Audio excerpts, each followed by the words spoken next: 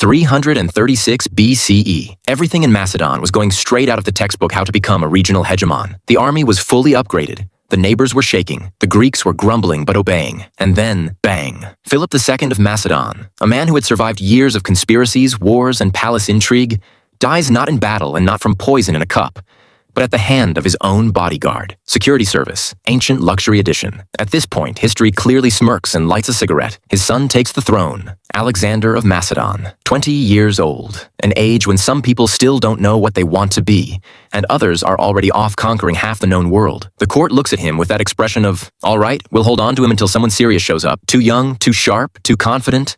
A textbook candidate for a quick collapse and a long afterlife in gossip. But Alexander does the one thing skeptics hate most. He doesn't live up to their expectations. He doesn't ask for time, doesn't run focus groups, doesn't explain that he's still learning. He just starts winning. First fast, then brazenly, and then so thoroughly that the word impossible gets kicked out of the military vocabulary. While some are still debating his age, he's already redrawing the map of the world like it's a rough draft. And now, our favorite moment, where the myth starts to creak, because great men are almost never convenient or well-behaved. Alexander is a military genius, yes, but he's also a man who drank as if his liver were a consumable. A man with an ego the size of an empire and a sensitivity level of, you looked at me wrong, prepare to die. He didn't know how to cool off, sleep on it, or not take things personally. He took everything personally, very personally, sometimes too much. And this is where it gets really interesting. We're about to tell 3 terrifying episodes from Alexander's life that let you see him differently. No polish, no romanticizing, brutal and unvarnished. Let's go. Episode 1, 334 BCE. Alexander of Macedon makes his first serious move into Persian territory. Not a raid,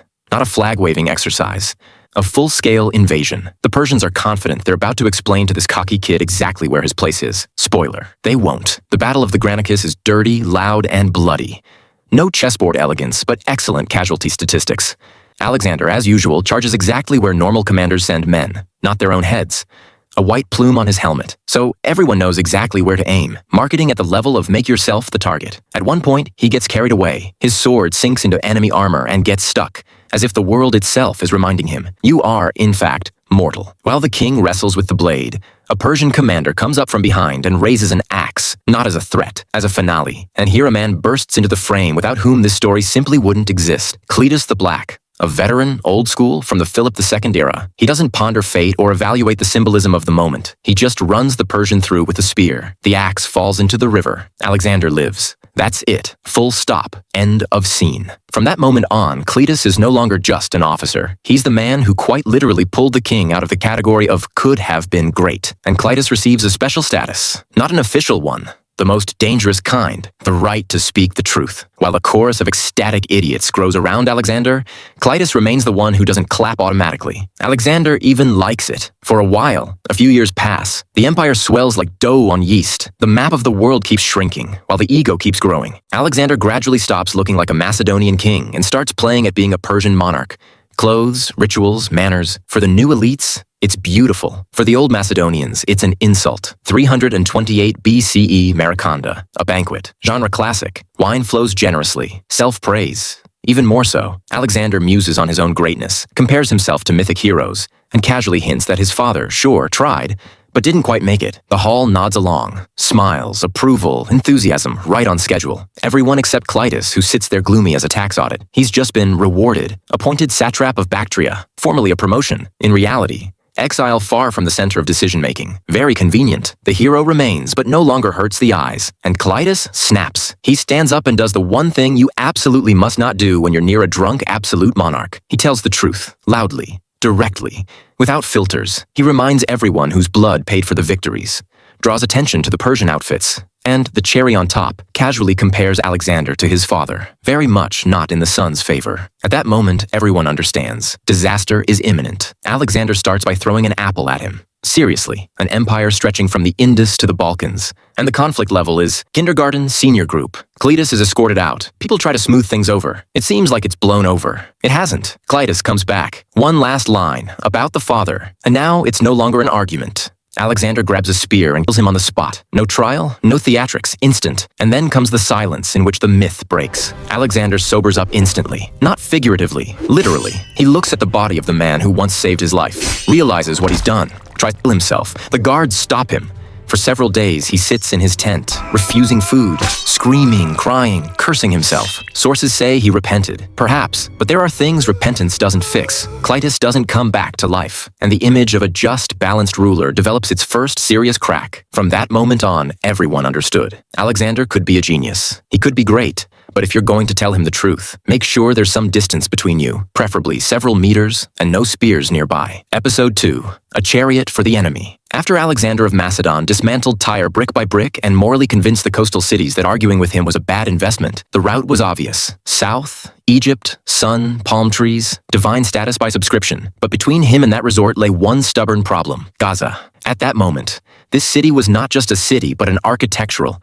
Are you sure you want this? A fortress on a hill, the only land corridor between Syria and Egypt, control over logistics, and an attitude of no means no. Everyone else had long since taken the hint and opened their gates in advance. Gaza decided to play old school. He was commanded by Battus, a man without illusions and without any desire to go down in history as the one who retreated. His garrison was not fresh recruits, but hardened Persian veterans, a family trade. Fathers had stood on these walls. Grandfathers had stood here. Now it was their turn. These people lived by a simple internal code. Either we hold, or we die. There was no third option. They were also convinced they had seen all this before. Xerxes couldn't break us, and this youngster won't either, was roughly the collective bravado. Alexander heard it. Alexander remembered it. And of course, took it personally. What follows is the familiar script titled, If That's How You Want It. Alexander once again switches to construction simulator mode. If the wall is too high, then raise the ground. For months, soldiers haul earth under arrows, fire, and boiling filth pouring down from above. The siege turns into slow, grinding labor, where every meter of ramp costs pain, sweat, and corpses. At one point, fortune smiles on the defenders. A bolt punches through Alexander's shield and lodges in his shoulder. A commander with only one working arm sounds like a good reason to stop. Not for him. He just gets angrier. And an angry Alexander is bad news for everyone. When the ramp finally reaches the height of the walls, he goes first. No theatrics.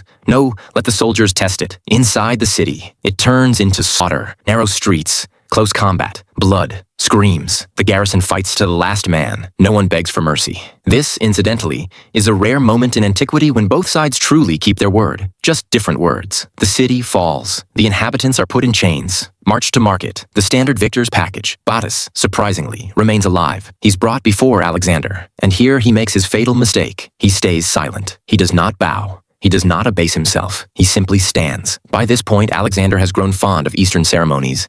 A bow is not a gesture, it is confirmation of reality. And when reality refuses to be confirmed, he starts to itch. He looks at Battus and suddenly realizes that fate has handed him a perfect opportunity.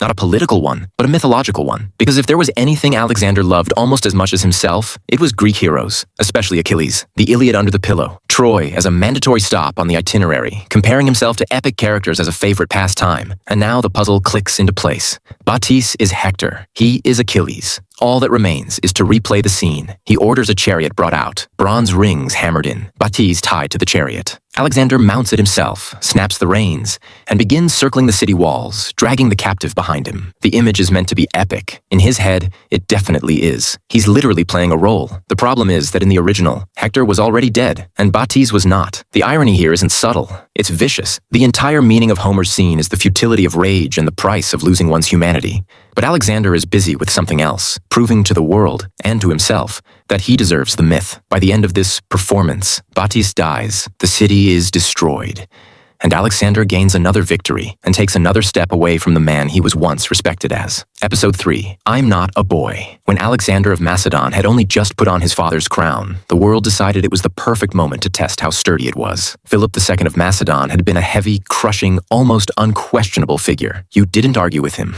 You waited him out. His son looked different, young, hot-headed, without a long list of victories you could respectfully fear. It seemed logical that an empire forged by iron and terror would now begin to come apart at the seams. That is exactly what happened. On the fringes, rebellions flared up, old alliances stirred. Former vassals began to wonder whether Macedonian dominance was only temporary. Alexander didn't think in terms of, let's see how it goes. He chose a simple tactic: crush everything that moves, fast and demonstratively. While he was restoring order in the north, Greece itself began cautiously testing the waters. Athens acted carefully, like people who want freedom but don't want to die for it. Lots of talk, hints, sideways glances. Thebes, on the other hand, decided not to wait. For them, Philip's death looked not like a tragedy, but like an invitation. Philip had been frightening. Alexander was not. 20 years old, ambitions overflowing, experience barely any. If there was ever a chance to regain independence, it was now. The Thebans moved hard and without half measures. In the city, everyone suspected of sympathies toward Macedon was arrested. Calls went out to other polis. Enough turpet, time to throw off the yoke. Weapons were stockpiled, walls repaired, spirits high. The entire plan rested on one assumption. Alexander was far away and wouldn't make it in time. He made it. In 13 days, Alexander covered a distance that, by all logic, should not have been possible at that pace. And one morning, the people of Thebes woke up to find a Macedonian army under their walls. Not rumors, not an advance guard, the whole force, with the king at its head. At first, he actually tries to play reasonable. He offers a compromise. Hand over the main instigators, and we'll pretend none of this happened. Thebes replies in the spirit of political politely, but in essence. How about you surrender to us instead? Around this moment, it becomes clear. Peace is no longer on the table. It's important to grasp the scale of what's happening. Greek cities were rarely wiped off the map completely. That simply wasn't done, even by ancient standards. And Thebes wasn't some upstart. It was a city with 1,500 years of history, but Alexander gives the order to besiege it. No sentimentality. The Thebans still cling to Plan B. While Alexander was far away, they had struck a deal with Athens for a joint action. Beautiful on paper. In reality, the moment the Macedonian army appears in Greece, the Athenians suddenly remember they have urgent business elsewhere. The alliance evaporates. Thebes is left alone. Realizing that staying behind the walls means dying of hunger, the Thebans march out into the open. They fight not for abstract freedom, but for very concrete people, their wives, children, and elders left inside the city. The battle is brutal. The Macedonians can't break the resistance at once. The Thebans hold. The front line freezes. The turning point comes not through heroism, but through information. Alexander is informed of a weak point in the defenses. He acts fast. A detachment breaks into the city. When the Thebans realize the fighting is already happening in the streets, their formation collapses. This is no longer a battle between armies. It's chaos. The last stand of the Theban cavalry takes place in the Agora. By evening, the square has turned into a blood. The survivors, men, women, children, it makes no difference, are herded into pens for prisoners. And this is where Alexander pauses. Formally, he plays at diplomacy. He gathers representatives of the neighboring Greek city-states and offers them a vote to decide the fate of Thebes. One small detail. For centuries, Thebes had dominated these very cities, humiliated them, subjugated them, crushed them. The outcome of the vote was predictable. Thebes is sentenced to destruction. What follows is methodical work. Not an outburst of rage, but a cold, systematic purge. Block by block, house by house. Torches, smoke, cracking marble. Walls that had stood for centuries are dismantled down to their foundations. Within a few days, traders appear, even from Carthage and Egypt. All 30,000 surviving inhabitants are sold into slavery. The rest of Greece watches the smoking ruins and draws its conclusions. Athens watches especially closely. No one doubts anymore. This young man is not a temporary figure, and he does not forgive mistakes.